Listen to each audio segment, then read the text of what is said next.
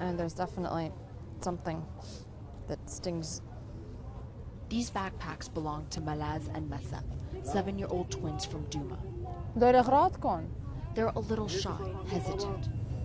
We smelled something, Malaz says. Their mother Nur tells us they remember everything vividly. They were hiding in a basement when the alleged chemical weapons attack in Duma took place. They could barely breathe. She felt her body go limp. She clawed her way up, dragging her daughters. But then the other strikes began.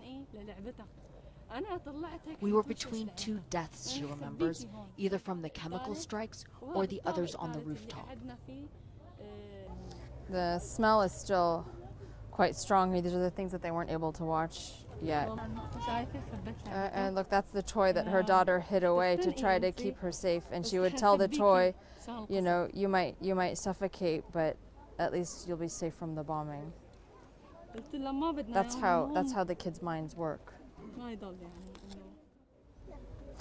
Yesterday they were digging a tunnel for the ants so that the ants wouldn't suffocate, just in case something happened. In another tent, we meet a boy with a jagged scar running across his abdomen from shrapnel. His uncle, who doesn't want to be identified, was among the worst affected in the family in the chemical strike. He says his blood sample was taken the day before. This new camp is inhabited with those who survived the siege of Duma. It's relentless, months-long bombing that drove families underground, so that something as simple as feeling the sun on their skin was a luxury. Reem and her family thought there was a lull in the bombing and went outside when she says 3 airstrikes slammed right next to them. The next thing she remembers is being in the hospital. She had just gotten out of surgery in the hospital when the wounded from the chemical strike, she says, began coming in. The scene was so horrific, she says she forgot her own pain. What she doesn't know, what no one has the heart to tell her, is that her husband is dead. Her son, just 2 years old, is too young to remember his father. The limited US, French, UK strikes may have sent a message to the Syrian regime about chemical weapons, but not about the rest of its arsenal. For those who have endured the unimaginable, it's little more than a move on a gruesome chessboard.